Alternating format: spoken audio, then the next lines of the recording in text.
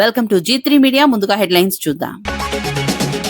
తమిళనాడులో చంద్రబాబు ప్రచారంపై రాజకీయ చర్చలు. అభివృద్ధి దృక్పథాన్ని వివరించిన చంద్రబాబు ప్రసంగం. మోదీ నాయకత్వంపై ప్రశంసలు కురిపించిన చంద్రబాబు. జాతీయ రాజకీయాలపై ప్రభావం చూపుతున్న వ్యాఖ్యలు.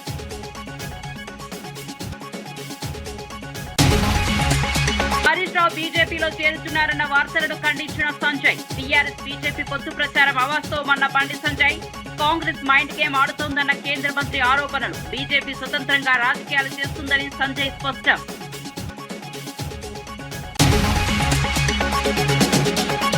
దస్తగిరి కేసులో జగన్ పాత్రపై మంత్రి పార్థసారథి ఆరోపణలు. నేర రాజకీయాలు రాష్ట్రానికి ప్రమాదమన్న మంత్రి.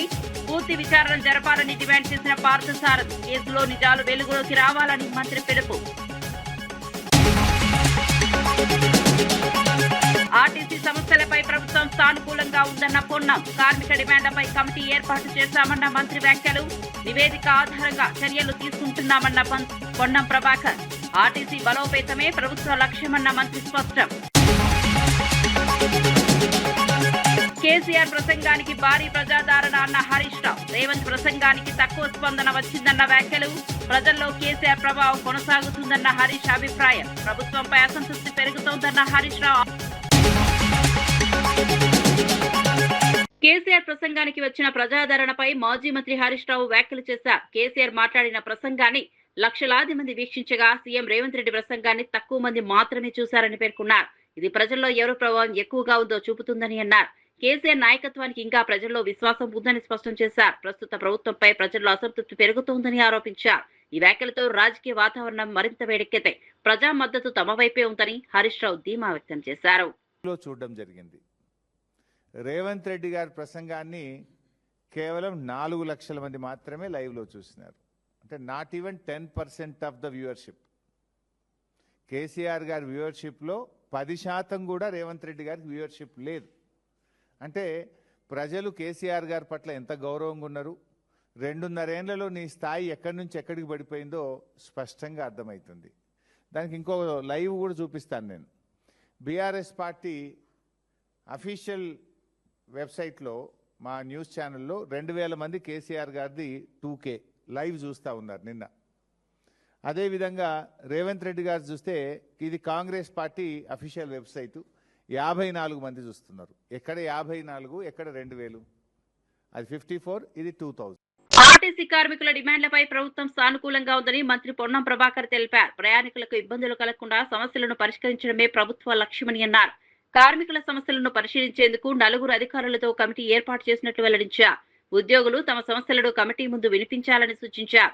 నివేదిక ఆధారంగా ప్రభుత్వం చర్యలు తీసుకుంటుందని చెప్పారు. ప్రతిరోజు లక్షలాది మంది ఆధారపడే ఆర్టీసీ సంస్థను బలోపేతం చేయడమే లక్ష్యమని స్పష్టం చేశారు. తాత్పర్యం జరగచ్చు. ఏది ఏమైనా ఇప్పుడు అధికారులతోటి అన్ని రకాల అంశాలను చర్చించడానికి 4 వారాల కాల వ్యవధితోటి కమిటీ ఏర్పాటు చేసినాం. నేను ఆర్టీసీ ప్రజలందరినీ కూడా మరి కమిటీకి వాళ్ళ యొక్క అంశాలను విన్నవిస్తే గౌరవ ఉప ముఖ్యమంత్రి గారు నేను ప్రభుత్వం తరఫున కూర్చొని అధికారుల దగ్గర నివేదిక తీసుకొని అదేవిధంగా అవసరమైన ఉద్యోగ ప్రజలందరితో కూడా కలిసి తప్పకుండా అన్ని సమస్యలు పరిష్కరిస్తాం. దాదాపు 65 లక్షల మంది ప్రయాణికులు రోజు, అందులో గ్రామీణ ప్రాంత పేద ప్రజలు రోజు ఉపాధి కోసం శ్రమపడేటువంటి వాళ్ళు ప్రయాణించేటువంటి ఈ బస్ ప్రయాణం పేదవాడి లైఫ్ లైన్. దాని ఉద్యోగులుగా మీరు, ప్రభుత్వంగా మనము కలిసి ఇబ్బంది లేకుండా చూసే బాధ్యత ఉంది.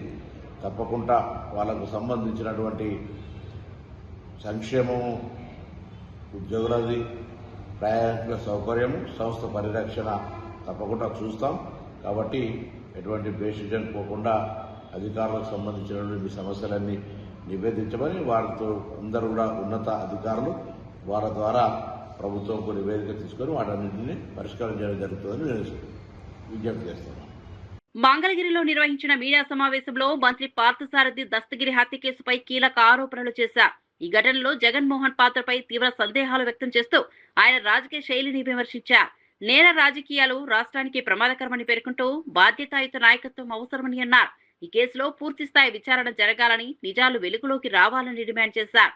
మీడియా సమావేశం ద్వారా ప్రజల దృష్టిని ఈ అంశంపై మళ్లించే ప్రయత్నం చేశారు. ప్రజల్ని బెదిరించి కారు చౌకగా అమాయకుల్ని బెదిరించి వాళ్ళ దగ్గర నుంచి వాళ్ళని చిత్రహింసలు చేసి భూములన్నీ కూడా లాక్కున్న విషయం ఈరోజు అందరూ కూడా చెప్పుకుంటున్నారని చెప్పేసి తెలియజేస్తా ఉన్నాను. ఇది వాస్తవం కాదా చెప్పమని చెప్పేసి కూడా నేను అడుగుతా ఉన్నాను. నేను దస్తగిరి గారి ఇంట్లో దాదాపు 150-175 డాక్యుమెంట్స్ దొరికినాయి అంటే 5 సంవత్సరాల్లో వీళ్ళు చేసిన పరిపాలన ఏంటి, కడపలో చేసిన కార్యక్రమాలు ఏంటో కూడా స్పష్టంగా అర్థమవుతాయని చెప్పేసి కూడా నేను ఈ సందర్భంగా నేను తెలియజేస్తా ఉన్నాను. నేను మరి అంతేకాదు, ఈయన కడప జిల్లా గూడూరు దగ్గర జగన్మోహన్ రెడ్డి గారి రవీంద్రనాథ్ రెడ్డి మేనమామ రవీంద్రనాథ్ రెడ్డి గారికి ఒక బ్రహ్మాండమైన గృహాన్ని నిర్మించిన విషయం వాస్తవా కాదా?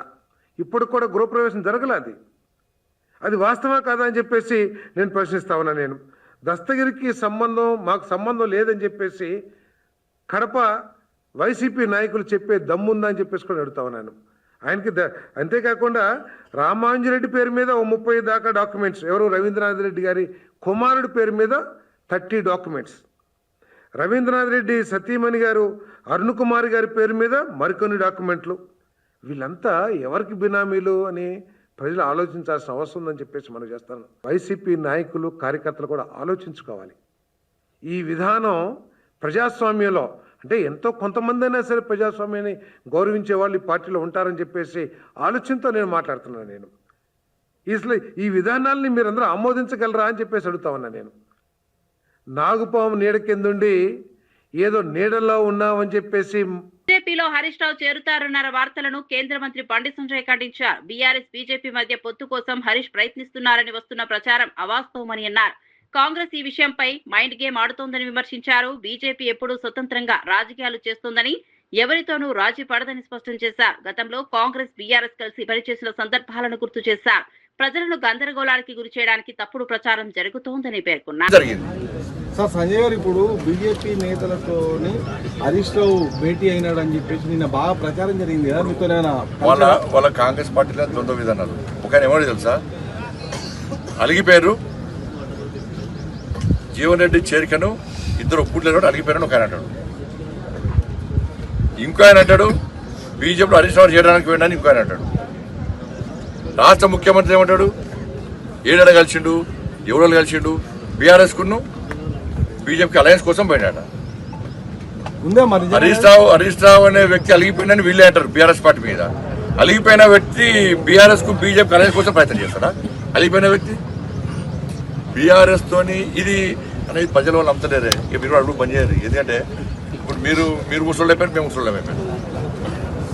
ఇప్పుడు 2014 స్టార్ట్ చేశారు బీజేపీ బీఆర్ఎస్ ఒకటే అలయన్స్. ఎక్కడ అలయన్స్? కాంగ్రెస్ బీఆర్ఎస్ కలిసి పోటీ చేసింది. మళ్ళీ చెప్తున్నాను, కాంగ్రెస్ బీఆర్ఎస్ కలిసి పోటీ చేసింది, కలిసి అధికారాన్ని పంచుకున్నారు. టీడీపీ బీఆర్ఎస్ కలిసి పోటీ చేశారు, కలిసి అధికారం పంచుకున్నారు. మేము ఎప్పుడన్నా టీడీపీ బీఆర్ఎస్ తోని కలిసి పోటీ చేసినామా? ఎప్పుడన్నా కలిసి అధికారం పంచుకున్నామా? వాళ్ళు తెలంగాణ రాష్ట్రంలో, ఆంధ్రప్రదేశ్లో అధికారం పంచుకున్నారు, ఢిల్లీలో అధికారం పంచుకున్నారు. కేంద్ర మంత్రి అయ్యాడు, ముఖ్యమంత్రి కేసీఆర్ కేంద్ర మంత్రి అయ్యాడు. ఎవరు గవర్నమెంట్లో అయ్యాడు? తెలంగాణ రాష్ట్రంలో టీఆర్ఎస్ పార్టీ నాయకులు మంత్రులు అయ్యారు. ఎవరు గవర్నమెంట్లో అయ్యారు? కాంగ్రెస్ అప్పుడు టీఆర్ఎస్ కలిసింది కదా, మేము కలిసాం ఎప్పుడైనా? ఇప్పుడు కలిసి ఉండేది మీరు, కలిసేది మీరు. ఇప్పుడు రేవంత్ రెడ్డి భయం అదే కదా.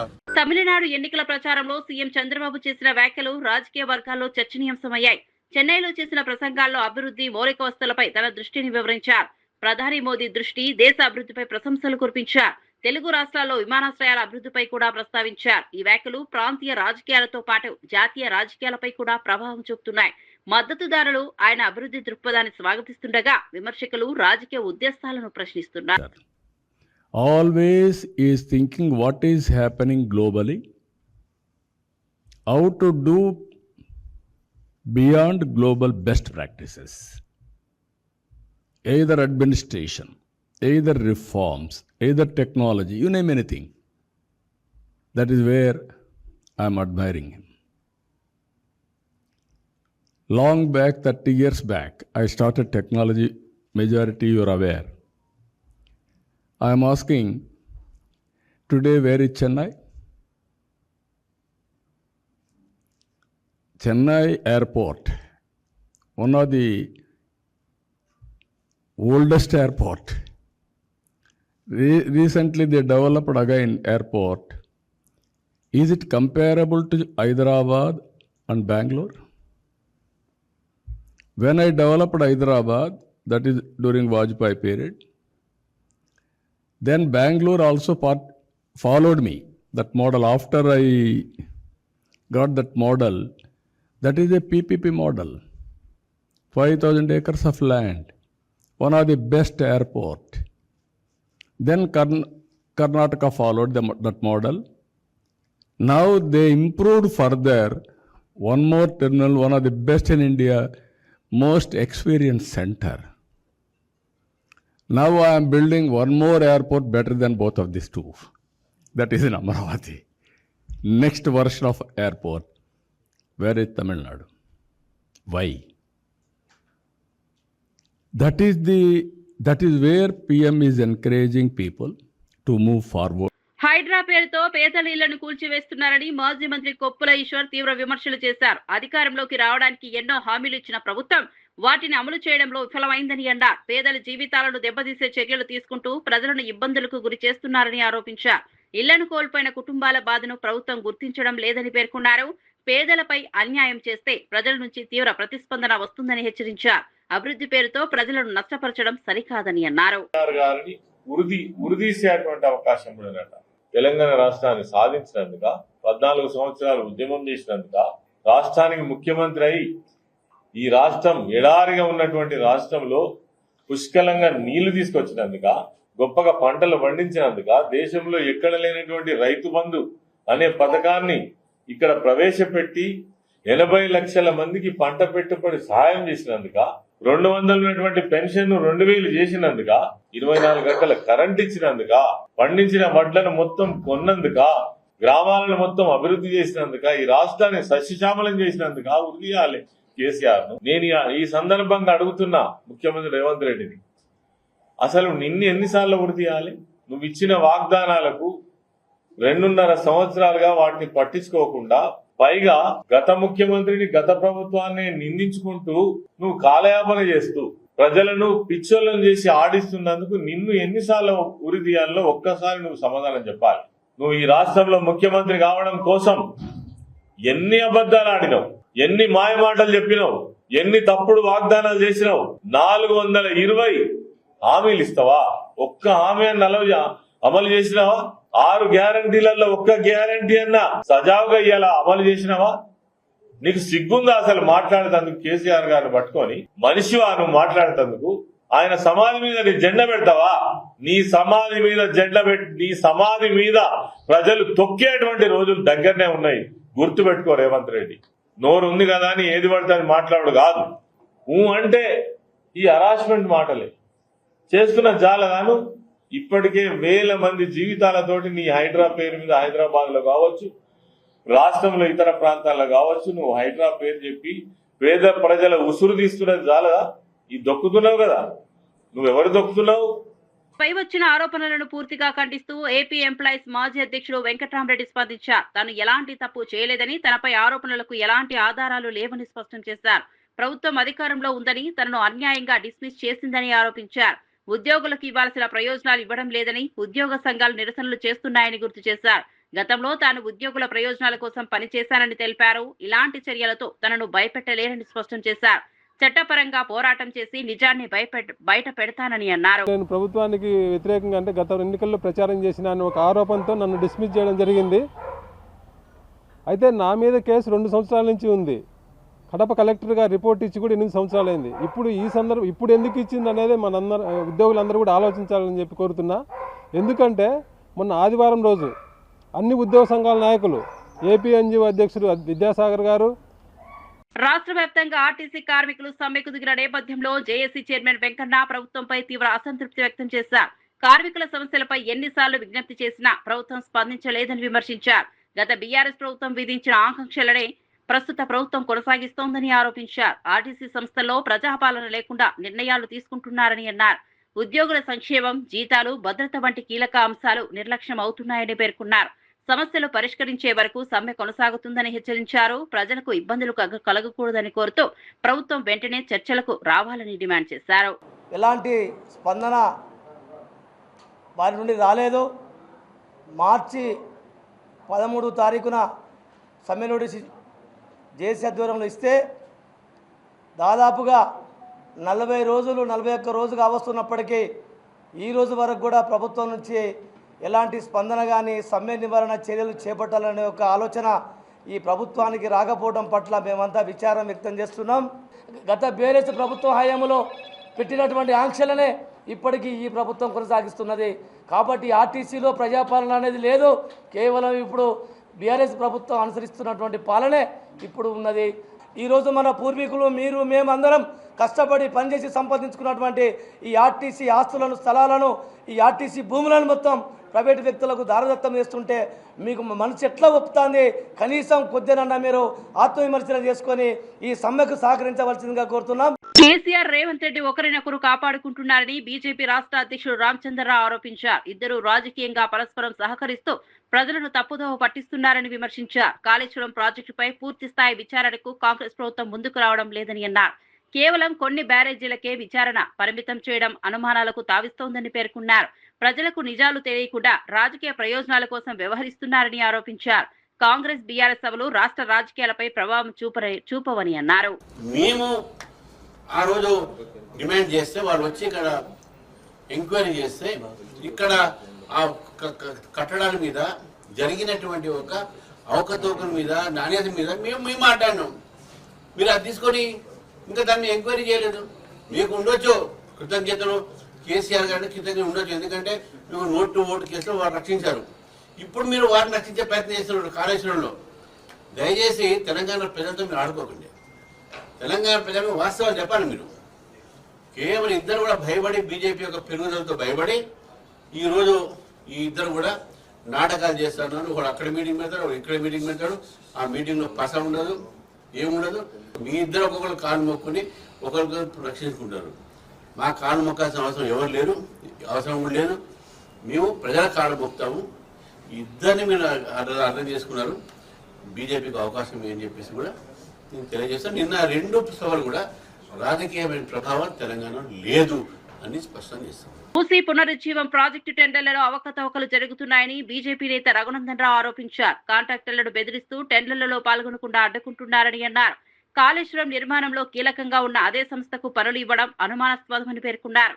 కాంగ్రెస్ బీఆర్ఎస్ ఒకరినొకరు కాపాడుకుంటున్నాయని విమర్శించారు. అందుకే కాళేశ్వరం ప్రాజెక్టును సిబిఐ విచారణకు ఇవ్వలేదని ఆరోపించారు. ప్రజల డబ్బుతో జరిగే ప్రాజెక్టులో పారదర్శకత ఉండాలని డిమాండ్ చేశారు. పూర్తి స్థాయి విచారణ జరిపి బాధ్యులపై చర్యలు తీసుకోవాలని అన్నారు. ఏదైతుందో అది కాళేశ్వరం కట్టిన సంస్థనే మూసిని కూడా డెవలప్ చేస్తామనేటువంటి పేరు మీద ముందుకు వస్తా ఉంది.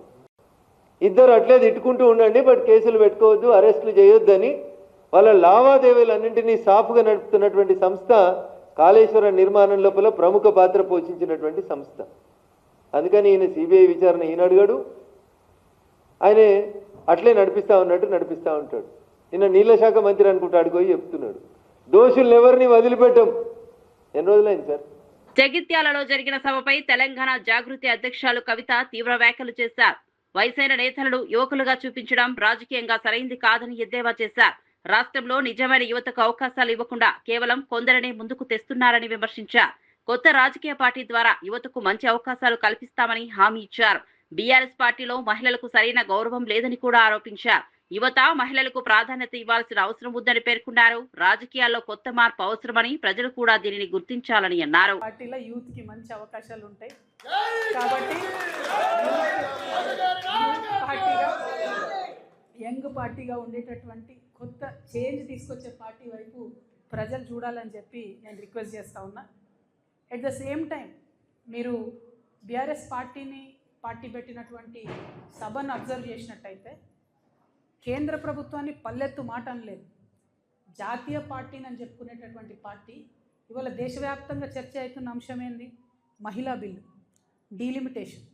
ఈ రెండిటి మీద కనీసం పల్లెత్తు మాట అనలేదు. ఆడబిడ్డలకు ఒక భరోసా ఇవ్వలేదు. రాజకీయంగా మీరు ముందుకు రావడానికి మేము నిలబడి ఉంటాం, మీకు అండగా ఉంటాం అనే భరోసా ఇవ్వలేదు. అంటే ఆ పార్టీలో ఆడబిడ్డలకు ఎప్పుడు గౌరవం ఉండదు అనుకోండి, అది వేరే విషయం.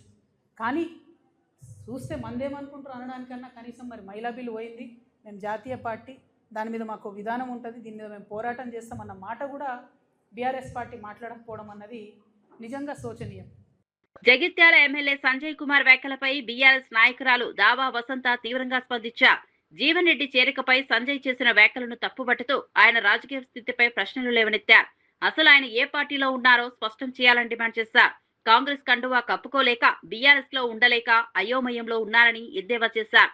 పార్టీ నిర్ణయాలను గౌరవించాల్సిన బాధ్యత ప్రతి నాయకుడిపై ఉంటుందంటూ చెప్పారు. కేసీఆర్ తీసుకున్న నిర్ణయానికి పార్టీ శ్రేణులన్నీ మద్దతుగా ఉంటాయని స్పష్టం చేశారు. ఈ మీడియా కీలక పాత్ర వహించినందుకు అందరి పక్షాన కూడా మీకు పేరు పేరున ప్రతి ఒక్కరికి కూడా హృదయపూర్వక ధన్యవాదాలు తెలియజేసుకుంటూ మరి ఆ కార్యక్రమానికి అధ్యక్షత వహించి జిల్లా పార్టీ అధ్యక్షులు విజయసాగరరావు గారు, మా పొప్పులు ఈశ్వరన్న గారు, అదేవిధంగా మా చిల్మడ లక్ష్మీనరసింహారావు గారు, సుంకి రవిశంకర్ అన్న గారు, మరి మా లోక బాపురెడ్డి గారు, అర్చరణ అన్న గారు, శ్రీకాంత్ అన్న గారు, అదేవిధంగా ఈ కార్యక్రమంలో పాల్గొన్నటువంటి కౌన్సిలర్స్, సర్పంచ్లు, ఇతర ప్రజాప్రతినిధులు, మరి జీవనన్న గారితో పాటు పార్టీలో చేరిన ప్రతి ఒక్కరికి కూడా కేసీఆర్ గారి నాయకత్వంలో పనిచేసే క్రమశిక్షణమైన కార్యకర్తలుగా అందరికీ కూడా మరొక్కసారి స్వాగతం, శుభాకాంక్షలు తెలియజేసుకుంటూ మరి పెద్ద ఎత్తున తరలి వచ్చిన ప్రజలందరికీ కూడా మీడియా ద్వారా కేసీఆర్ను చూడాలి, కేసీఆర్ మాటలు వినాలని ఇచ్చేసిన ప్రతి ఒక్కరికి కూడా మరొక్కసారి హృదయపూర్వక ధన్యవాదాలు తెలియజేసుకుంటూ ఏ స్థాయిలో అయినా కూడా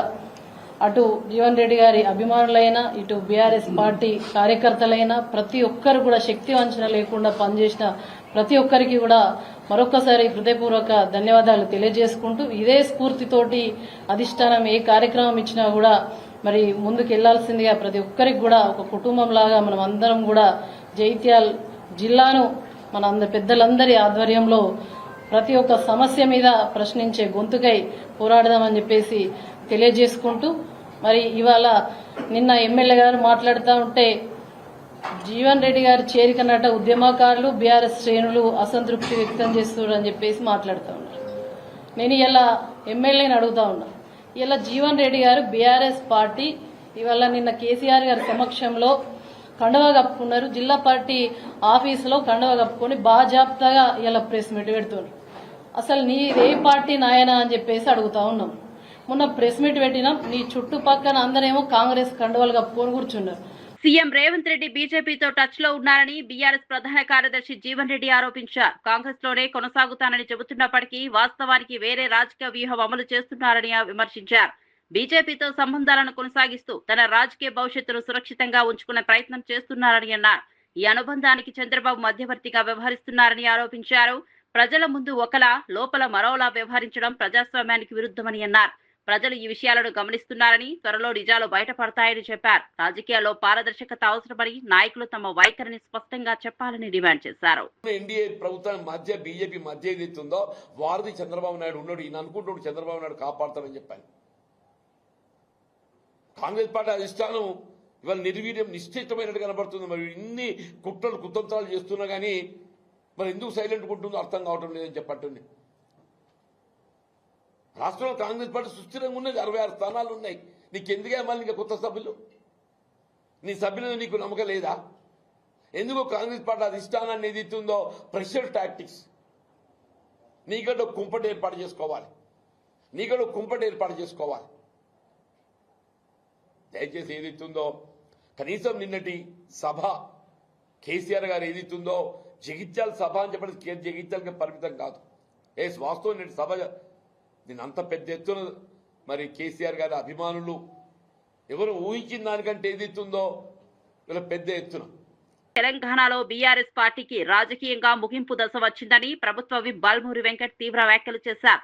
కేసీఆర్ జీవన్ రెడ్డిని భేటీని కేవలం రాజకీయ నాటకంగా అభివర్ణిస్తూ ప్రజలను మభ్యపెట్టే ప్రయత్నమని అన్నారు. ప్రజల పట్ల నిజమైన చిత్తశుద్ధి ఉంటే అసెంబ్లీలో చర్చకు రావాలని సవాల్ విసిరారు. కేసీఆర్ పై వ్యక్తిగతంగా కూడా తీవ్ర విమర్శలు చేస్తూ ధైర్యం ఉంటే ప్రజల ముందుకు రావాలని అన్నారు. ప్రభుత్వ భూములను కాపాడుతున్న హైడ్రా వంటి సంస్థలపై విమర్శలు చేయడం వెనుక వ్యక్తిగత అసహనం ఉందని ఆరోపించారు. ప్రజలకి మీ వల్ల ఒరిగేదేమీ లేదు, వచ్చేదేమీ లేదు. నిజంగా మీకు చిత్తశుద్ధి ఉంటే, తెలంగాణ ప్రజల పట్ల మీకు అపారమైన గౌరవము ఉంటే నిన్న మీరు ఆ రకంగా మాట్లాడకపోతుండే. నిన్న మీ మాటల్లో కూడా మీ మదము, మీ బలుపు, మీ కొవ్వు చాలా స్పష్టంగా కనబడ్డది.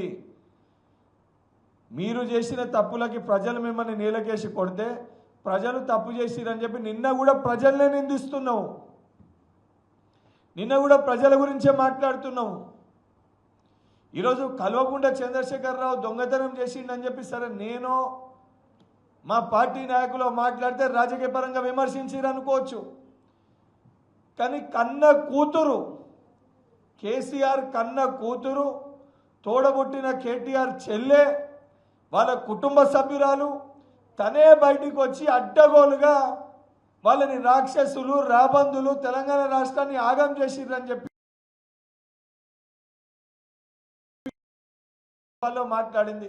సొంత బిడ్డనే తండ్రి పైన అంత నీచానికి దిగజారి వాస్తవాలు చెప్తుంటే, సొంత కుటుంబ సభ్యులే బయటికి వచ్చి నీ పైన విమర్శలు చేస్తుంటే తెలంగాణ ప్రజలు నిన్ను నమ్మే పరిస్థితి ఉంటుందా? ఒకసారి పునరాలోచించుకోవాలి కేసీఆర్ గారు అలియాస్ దుబాయ్ శేఖర్ గారు. ఇవన్నీ పక్కన పెట్టి నీతి మాటలు మాట్లాడి మీ బీఆర్ఎస్ పార్టీ మీ పార్టీలో ఉన్న కొంతమంది వ్యక్తులు ఒళ్ళు పులకరించనీకి లేదా పార్టీ ఎవరు వీడకుండా కాపాడుకునే ప్రయత్నాలు మీరు ఎన్ని చేసినా కూడా బీఆర్ఎస్ చాప్టర్ అనేది తెలంగాణ రాష్ట్రంలో ముగిసింది. మరిన్ని అప్డేట్స్ కోసం చూస్తూనే ఉండండి